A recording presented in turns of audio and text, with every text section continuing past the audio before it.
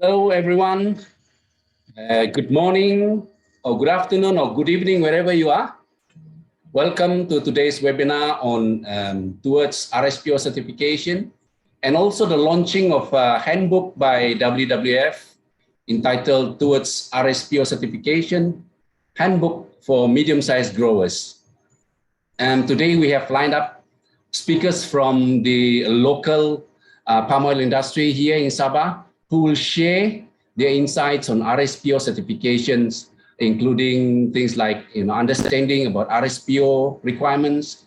We will also hear from them about the benefits and how to of the RSPO certification.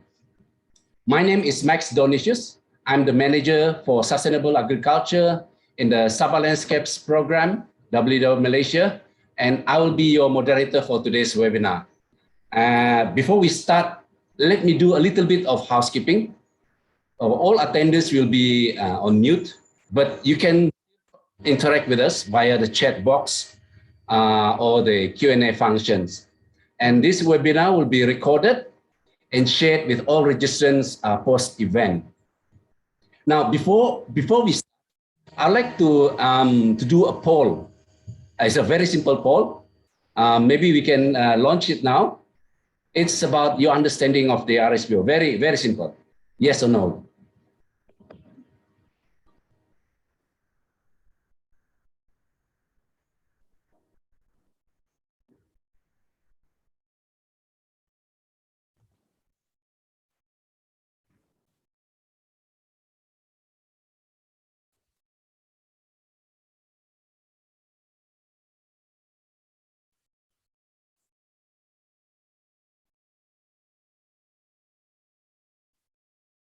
Okay. Right. Excellent. Looks like we have 88% who have knowledge about RSPO certification. That's great. So back to our today's webinar. We are very privileged to have four speakers to share about the topic and the initiatives that they are doing here in Sabah, the progress that they're doing, and also the lesson learned that they can share with us. And I will introduce each of them before their presentations. And we will also have a Q&A session at the end of this presentation. Now, the percentage of MSPO certified plantation in Malaysia is already 91%, a very encouraging figure indeed for the oil palm industry in Malaysia, because it has raised the playing field, I would say. And another 22% of these have also attended the RSPO certification. So now almost everybody, every growers knows about the need to be certified. From MSPO and going to the next level of RSPO certification, what do you need to do? Obviously, you need not start from zero. There may be some equivalent criteria and indicators that growers may have already complied. So we will hear about these RSPO additionalities from the speakers later. So to kickstart our webinar today, let me first invite Dr. Faisal Muhammad Noor, the project leader for Sabah Landscapes Program, WWF Malaysia, to deliver his opening remarks. So if you could unmute your mic, Dr. Faisal, the floor is yours.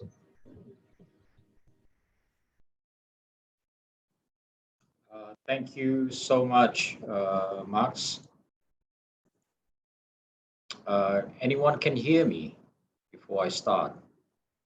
Thank you so much. And yes, we can. Assalamualaikum and salam sejahtera and good afternoon, everybody, wherever you are, and welcome, Sabahan planters, especially if you're here. We would like to hear from you, and today we would like to launch this handbook, launching a handbook that is meant for you. So I think before we start, introducing and explaining more about the book, I would like to take 5 minutes of your time to just, setting the scene for today's program. So let me share my screen here. So welcome to all our Sabah plotters. So I think the work that we've been doing almost a year now. Unfortunately, like everyone knows, that COVID has been quite a bit harsh on us, that, the progress of our interventions or implementations of this program in the ground is a little bit delayed. So now we have seen there's progress in the COVID cases in Malaysia, in Sabah as well, that we see we want to go back and, going for full force ahead of us, trying to do this. So before we can actually look at this, which I think is very, very important for me to share with you where we are. So this map is actually just to share with you that how important it is, our landscape. Sabah is one of the major producing states, also major producing oil palm in the world, is located in the epicenter of, the highest trade of the CPO around the world. As you may know that, 2/3 of CPO uptake is only, taken by a country like China, Indonesia, and India. So 2/3 and 40% of those basically have all the pathway to promote sustainable trade between three key trading nations. And another important point is, 80 to 85% of the CPO produced in the world is produced between Malaysia and Indonesia. And 90% of that is basically trade in Singapore. So we are in the middle of everything that we will see, that the increase in trade in oil palm also witness an increase in the adoption of sustainability standard in the region, especially in China and India, that we have seen. So sustainability standards that I'm so glad to hear that 88% heard about RSPO. I'm sure you know where it started. It's 2004, RSPO is already there, followed by ISPO around 2010. I'm not sure, but MSPO is around later than that, 2012 or 13. So, but what has been witnessed, since then is that this voluntary standard is not showcase acceptance by industry players. This impact is not much that we can see.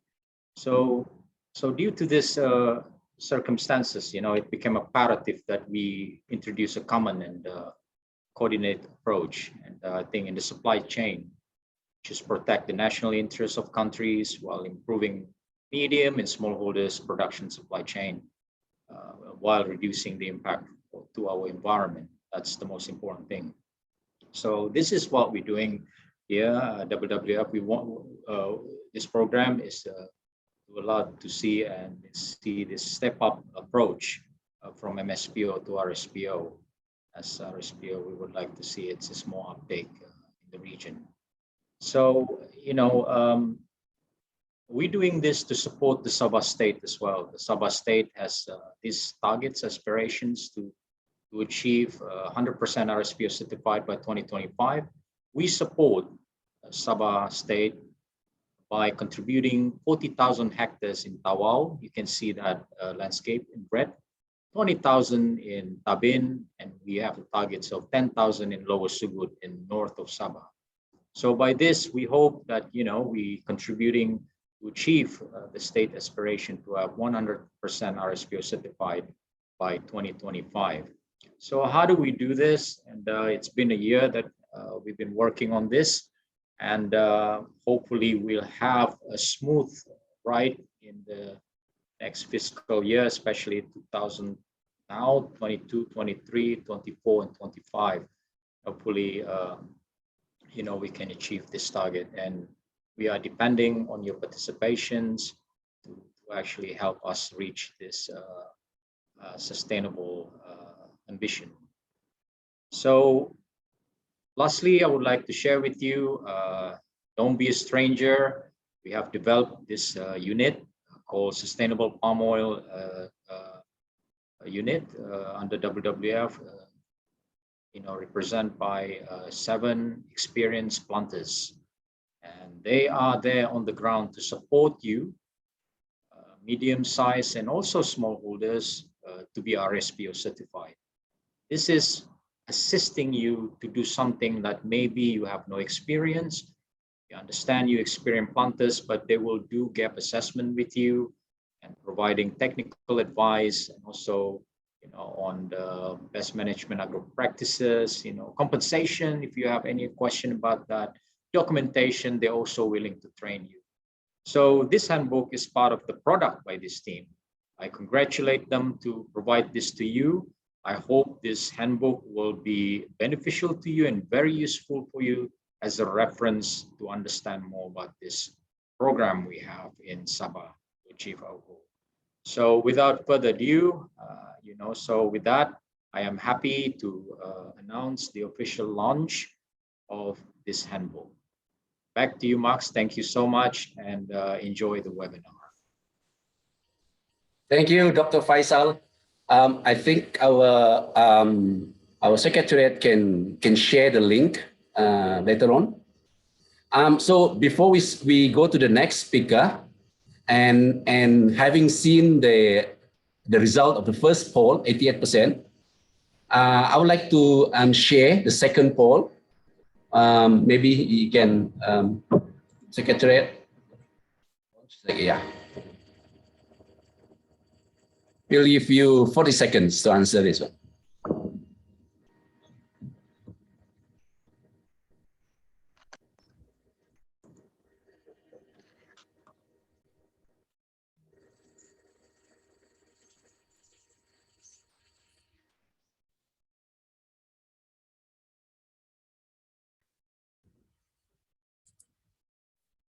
So the questions on poll is actually, what is the most challenging aspect that your company might be facing towards RSPO certification? Is it cost expenses towards RSPO certification? Or is it RSPO remediation and compensation procedure? Or is it less experienced staff or team assisting towards RSPO certification? Or others?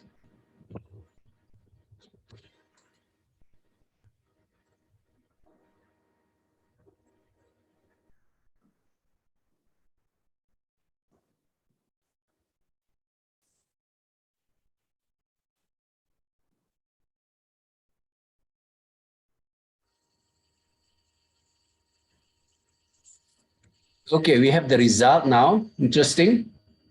35% says that they have less experienced staff or team assisting towards RSPO.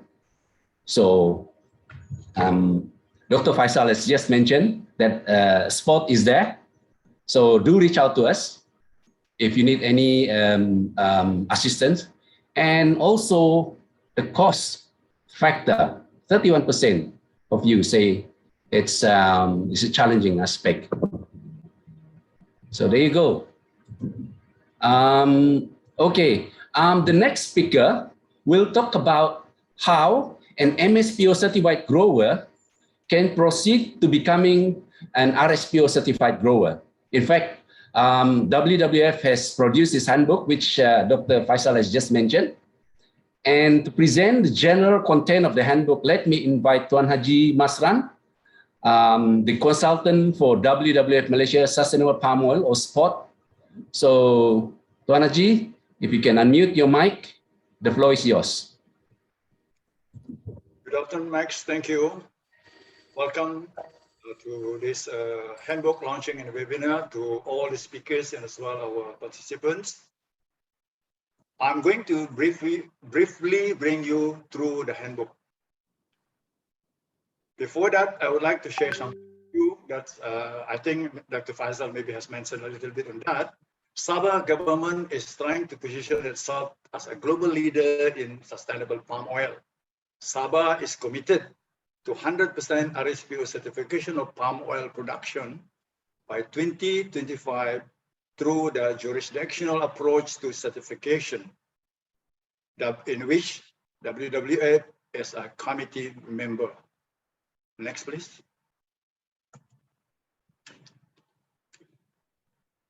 If you look at the overview in brief, of this handbook is that to encourage the medium-sized growers, WWF-Malaysia, as Dr. Faisal was mentioning just now, through its sustainable palm oil team, SPOT, produced this handbook to help all the medium-sized growers to be certified in RSPO. Next, please. What is this handbook about? I believe most of the growers are certified with MSPO. As mentioned earlier by Max, I think about what 90% you are mentioning just now. Yeah, so certified with MSPO. I know that looking at a glance on RSPO principles and criteria, it is quite challenging and can be scary to some of the medium-sized growers. Okay, so this handbook is more friendly and serve as a handy reference to all of you, highlighting only the additional requirements. It's not that bulky anymore, from MSPO certification to RSPO certification. Next, please. In summary of this handbook, it is handy as it only highlights the additional requirement. If you look at the handbook, presented in a simple language, that is in a layman language, and easy to understand by the planters, complemented with graphics, tables, and pictures. Also outlined, as you can see on the screen, spot services available to all participating growers who join our group certification. Next, please. If you look at the slide there, it is clearly describing, the handbook clearly describes the journey from MSPO to RSPO, step by step, in a simple language and presentation that is easier to understand by any readers. Next, please. You can see on step 3, if you look at I will mention to you the pages later on, with the comparison of MSPO to RSPO principles and criteria is clearly presented in a simple format. Next. On this slide, you can see that what are the additional requirements. It is all clearly defined. Next. If you want to see what is gap assessment, you just look at page 10. Okay, the page index is very clear. For example, if you like to refer to gap assessment, as I said just now, you just flip to page 10. Then you can get it. Next. Step 3, preparation from RSPO to RSPO certification audit. You just flip page 11. If you join, I know this is quite, as just now, staff and all these things mentioned in the poll, I can see the first one. But if you join our sports group certification, SPOT will help you to prepare towards RSPO certifications. Next. Step 4, you just go to page 23. After the audit, definitely you need to rectify what are the gaps, the non-compliance, I would say. Okay. These are the things sometimes very difficult for small growers that doesn't have any sustainability team. So, however, as I said earlier, and Dr. Faisal also mentioning a little bit about that, if you join our SPOT group certification, SPOT will provide these services to you for free. Next. Okay, on page 24, there are step 6 and step 7. Step 7 is more or less you want to go for certification audit already. You appoint your CV already, okay, certification body. Definitely, this is quite costly for medium-sized growers to go and on its own because your size is not sizable enough. So, what is your alternative? Your alternative is go for group certification. How? Join our sports group certification. Again, I would say. Thank you. Next. So on page 26, some guideline how to address major in non-major compliance, major in minor non-compliance. Okay, so don't worry about that. If you, as I said, if you join our group certification on the spot, the services is there. You don't have to employ your staff specialized for sustainability insight. Next, please. On page 28 to 57, all the additional RSPO requirement was tabulated for ease of preference. So it's easy for you weigh in what are the principles, what are the criteria, what are the indicators for you to prepare yourself. Next, please. So moving towards sustainable palm oil business. Why? Because if you are practicing whatever inside in the principles and criteria of RSPO, in fact, MSPO also do, but not some of the RSPO is not captured in the RSPO, some of the criteria. Okay, so you are more or less you're already practicing good agricultural practice. Good agriculture practices, then it is definitely sustainable. You will get economic return. Then you are responding to the consumer demands. At the same time, we are responding to the Sabah government jurisdictional RSPO. And remember, most of the big mills at the moment, they are RSPO certified. And some of them, because they are RSPO certified, they want to get the premium. They don't want to accept crops or FBB, which is not certified, because they want to go for IP. I don't want to mention the mill, huh? Maybe nanti apa ada susah sikit. So okay, so why not? If you are certified, we have spoken to this a few of these mills. If you are certified, definitely you will buy your FBB, and they are willing to say at the moment there are premium towards that. And practicing all the principles and criteria, be it in RSPO and MSPO as well, then you will get recognition and image. You don't have to worry about the EU, the Department of Labor US addressing about all this. I would say maybe harassing you about the problem, social problem, all this thing. Okay, next please. So please join us on our handbook in group certification engagement. Okay, most likely towards the end of this month, we will invite you. Okay, please give us your phone number, give us your email, then we will invite you. The first one most likely to be in Lahad Datu or Tawau. Maybe both of them will be carried out. Okay, so after that, you will get to know more about certification. I think we will be answering your question on that spot, on that day, during the engagement.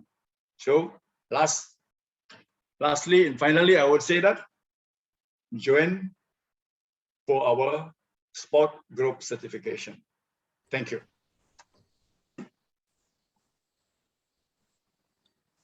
Thank you, Haji. So that's an invitation for everybody to join the WWF Engagement Day. The next speaker, he'll be talking about the jurisdictional certified sustainable palm oil. Because in Sabah, the state government has committed to a 10-year plan that aims to produce 100% jurisdictional certification sustainable palm oil, or JCSPO, under the RSPO certification scheme by 2025. To speak about the initiative, let me invite Mr. Andrew Sean Labansing, the Acting Director of the Sabah Jurisdictional Approach Secretariat. So if you could unmute your mic, the floor is yours, Andrew. Sure, thank you. Good morning, good afternoon, good evening to all of you. Thank you for giving us the opportunity to introduce the Sabah Jurisdictional Certified Sustainable Palm Oil, or Sabah JCSPO initiative. Next.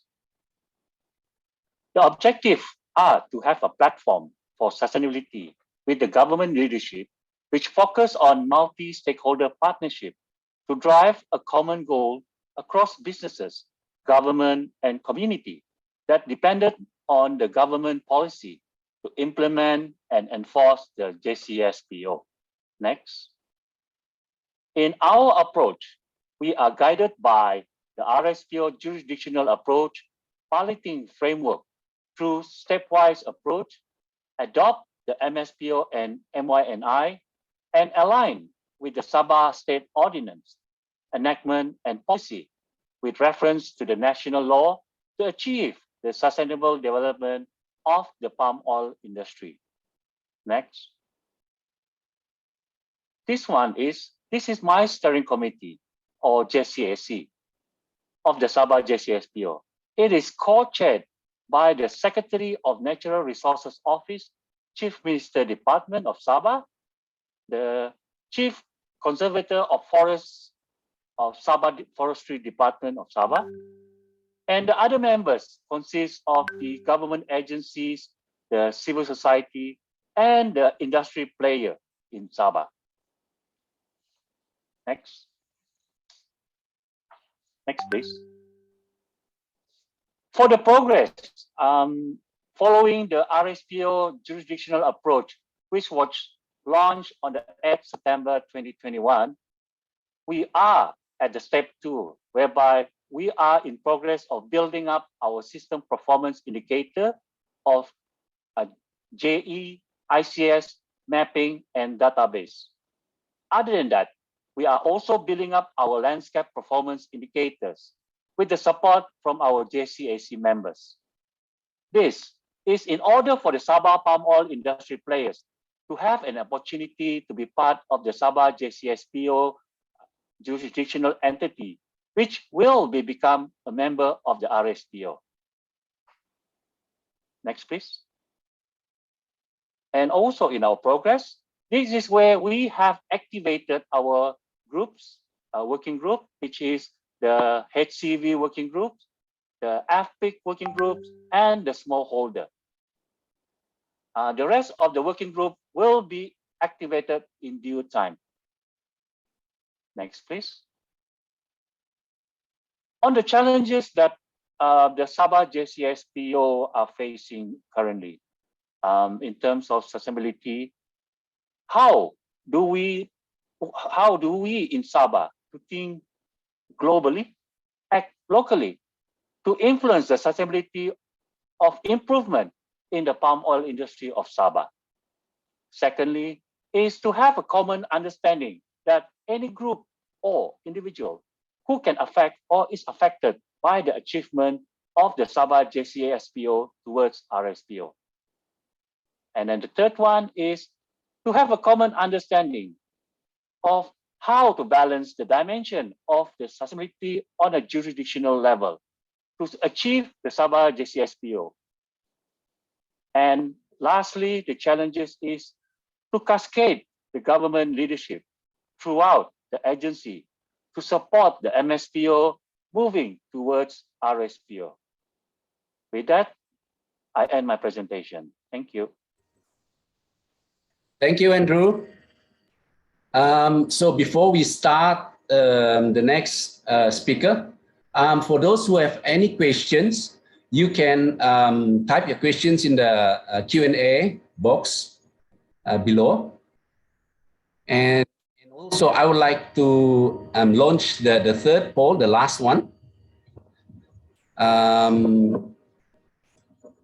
So if there is financial and technical support to encourage growers to go for RSPO certification, are you willing to go for it? Yes, no, or maybe? Quickly.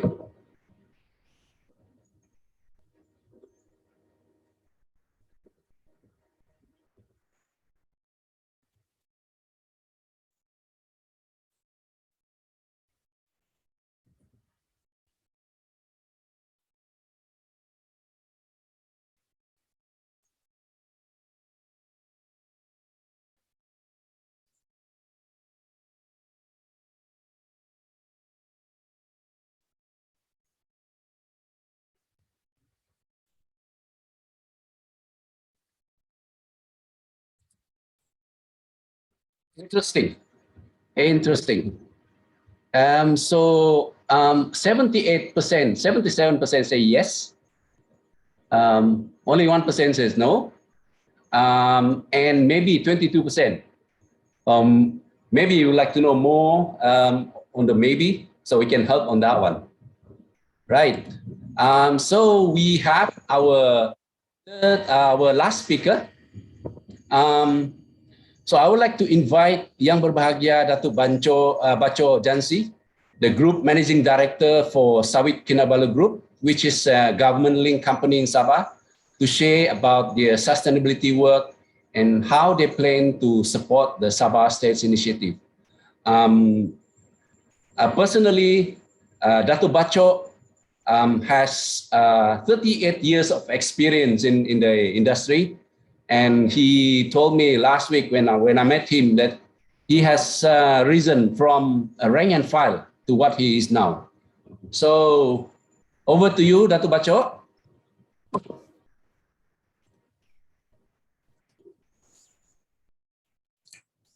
Thanks, Max, for the kind introduction. Hi, everyone. I would like to say thank you to WWF for inviting me to share some of our experience in our involvement towards the JCSPO in Sabah. Let me start with a brief introduction about Sawit Kinabalu Group. We are Sabah government-linked company, wholly owned by the state government of Sabah. And our vision is to be a premier group with diversified and sustainable businesses that support the nation. We have around 70,000 hectares of oil palm land bank in Sabah. We divide our operation into 4 main regions, that is Tawau, Lahad Datu, Sandakan, and West Coast, which also covers the northern part of Sabah. And according to the MPOB record, for Sabah GLC, we have the largest oil palm land bank. Our oil palm related business cover from downstream to upstream, from the estate to our refinery in Kunak.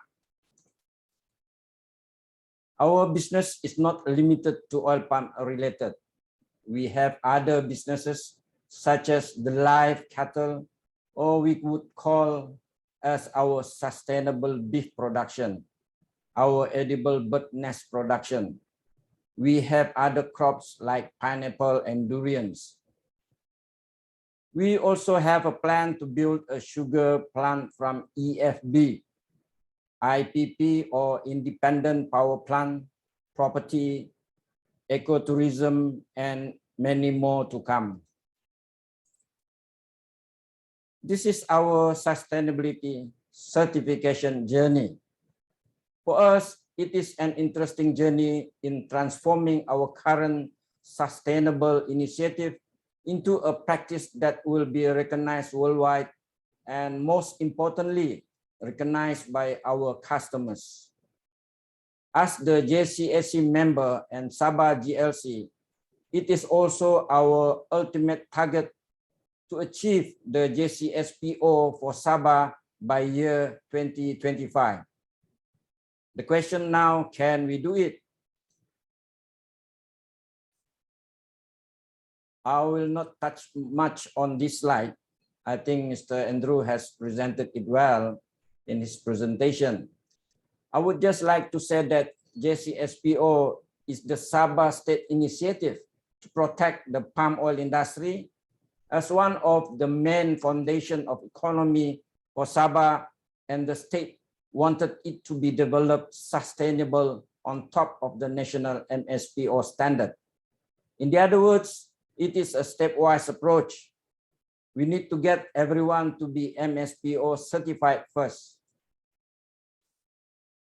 As GLC and also the JSCS member, we support the JCSPO initiative by the state government. Smallholder inclusion is part of the RSPO certification under principle number 5 of that standard. As RSPO member ourselves, our smallholder certification is always in our action plan.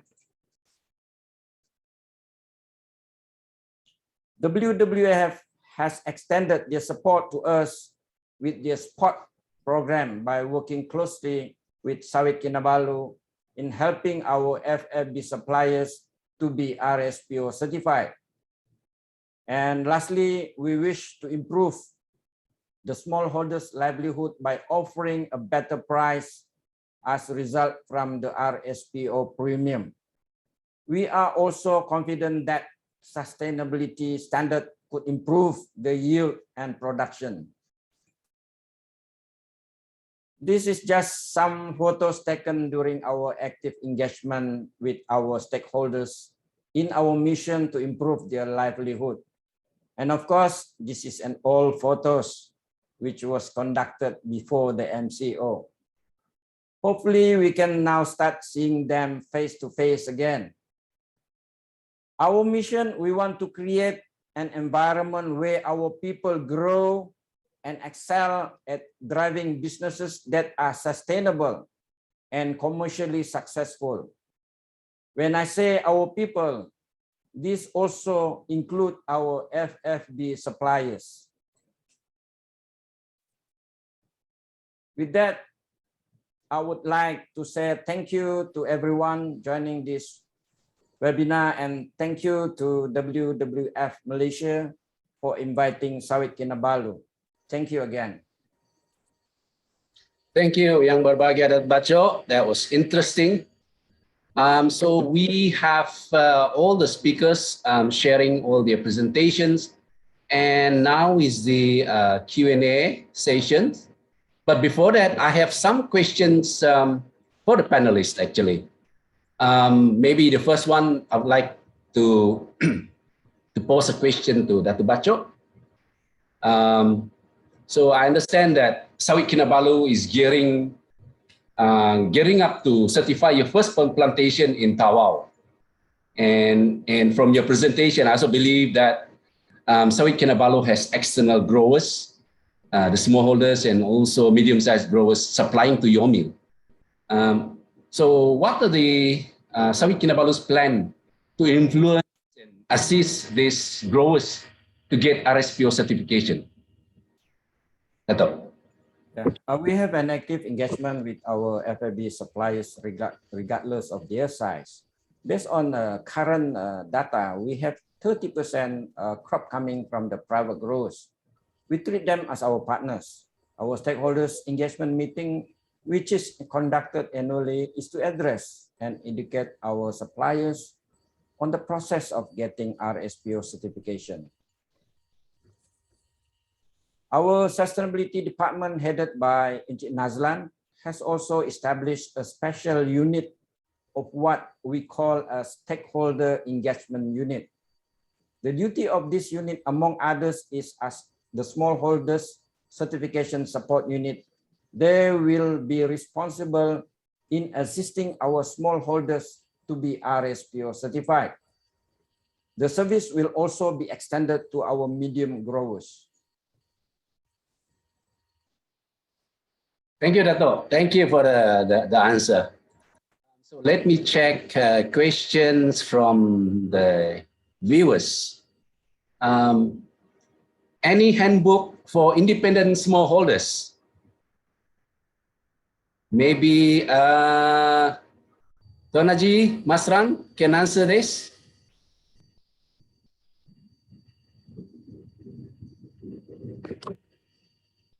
At the moment, the handbook is targeted to the medium-sized growers because, as we can say, that the independent smallholder, in fact, has a different P&C principle and criteria. But that one, if there is a need, then we can go towards that, in fact, to assist.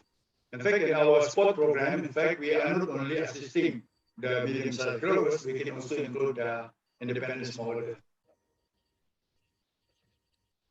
Thank you, Tuan Haji, for the answer. Probably I can add a little bit to that one. The reason why we have this just for the medium-sized growers for now is because we found out that about 50% to 55% of growers here in Sabah are middle-sized growers.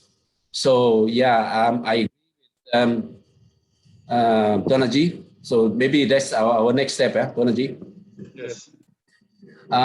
There's also a question on, is there a possibility for MSPO standard to be at par with RSPO? Maybe Tuan Haji. Oh, to me, yeah. Okay. In fact, the right person to answer is MPUCC or MPOB. So, but anyway, if you look at that MSPO acceptance level at the moment, not no. So maybe MSPO is going in stages. You see, if you make it at fast rate away RSPO, definitely there will be problem with the medium-sized growers, the smallholders, and all these things. So maybe they are to encourage these people to go for MSPO. They are putting that a bit relaxed, and then by time goes on, it will be. I think it will be coming towards that. Okay, but it will take some time. The right person to answer, in fact, should be MSPO, MPUCC or MPOB. Thank you, Tuan Haji. You seem to be a very very famous guy, a famous person today, because there's another question for you. May I know, how does the sport team help us to be RSPO certified? Thank you. Tuan Haji. If you look at the poll just now, the highest is that they don't have personnel, isn't it? And all these things. The second is cost. So, which is true, in fact. You need experienced personnel or staff to prepare for the RSPO certification. Preparation alone it, will need somebody who has experience. Okay, so most big companies, they have their own sustainability team.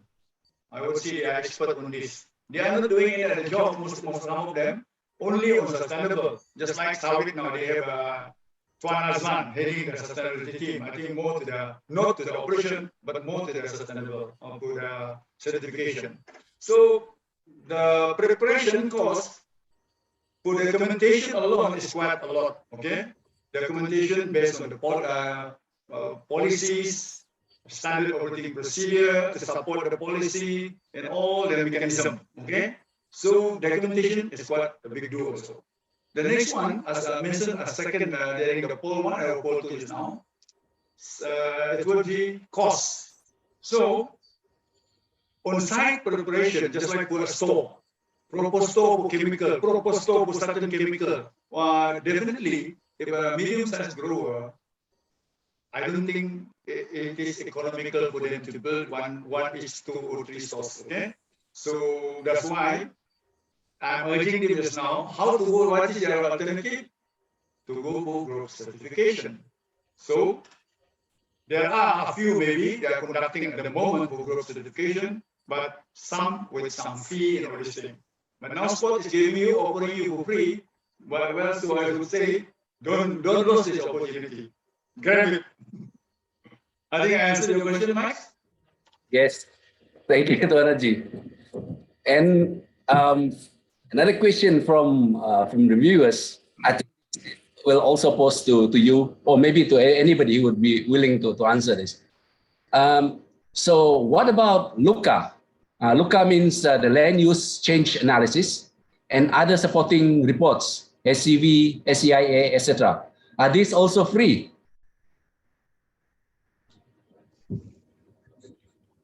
Now we will be looking into it. We will be looking into it. We will discuss with the WWF, in fact, and all this thing.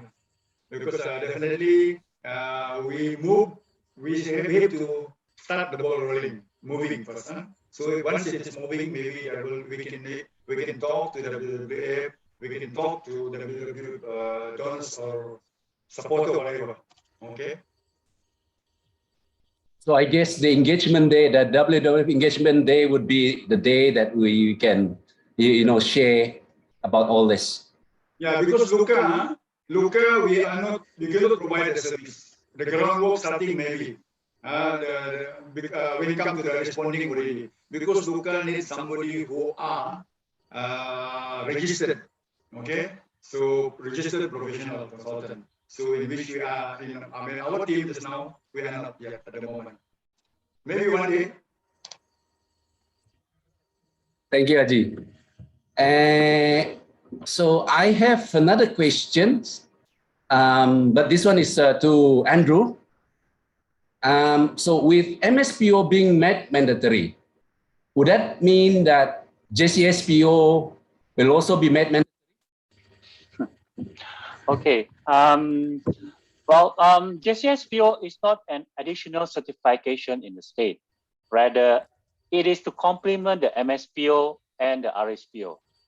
Our focus is to get the government leadership, but doesn't necessarily for just JCSPO to be mandatory. Yeah. Does that answer? Yeah. So my next question would be, wouldn't it be an additional responsibility for the growers to go for on this JCSPO? Okay. Just to echo on Haji Masran what he mentioned just now, the purpose of the Sabah JCSPO is to support the Sabah palm oil industry towards RSPO. We are there to give support to the grower to fulfill the certification. For example, like now, even WWF are there. You are my JCSC members, and also in terms of the HCV, the LUCA, we are working together with my JCSC members towards the jurisdictional level of the mapping. Yeah. Oh, that's interesting, Andrew, especially on the LUCA thing. Yeah.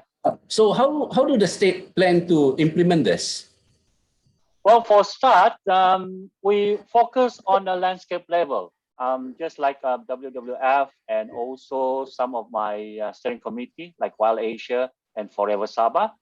And I give an example of the WWF is the Living Landscape, the program that you all are doing, is to enhance our system and landscape performance indicators. And we would like to implement them on a stage by stage in the landscape of Sabah, because each landscape may not be the same as the others.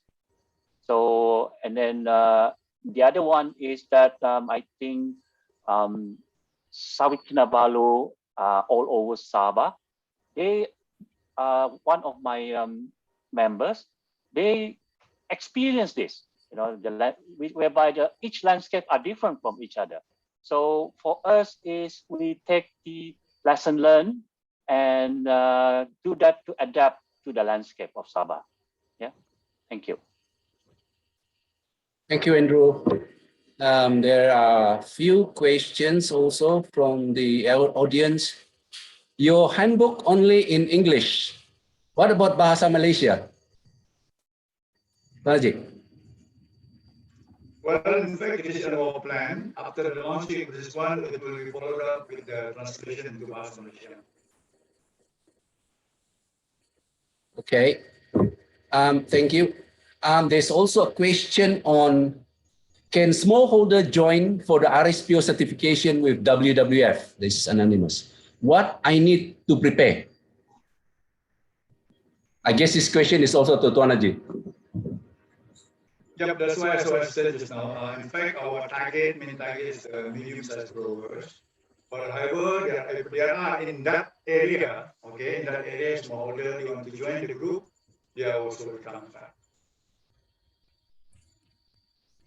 It looks like we have covered all the questions.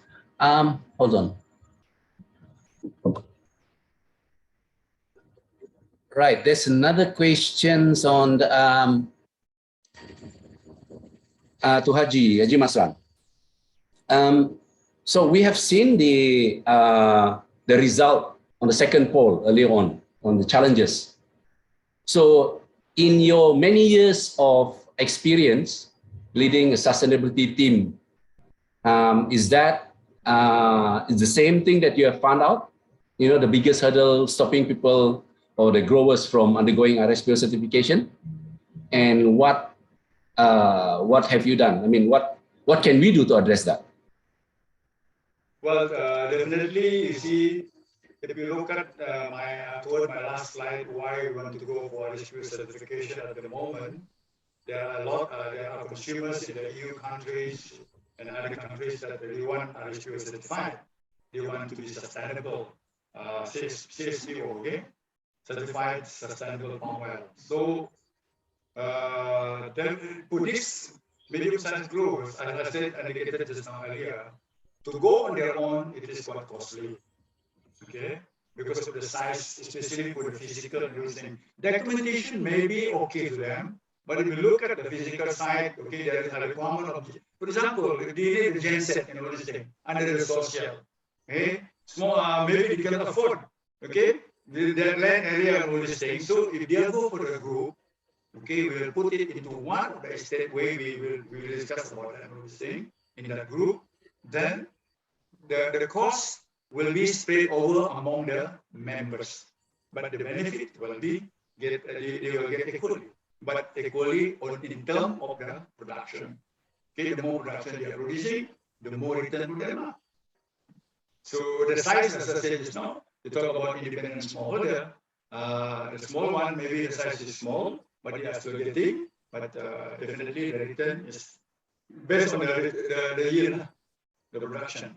So this, I think, is already in the poll, as I said, mentioned also earlier. The reason behind that, that make people doesn't want to go on this thing because costly. Technically, they don't have any people to pay a staff to manage 1,000 hectares and all this thing on sustainability.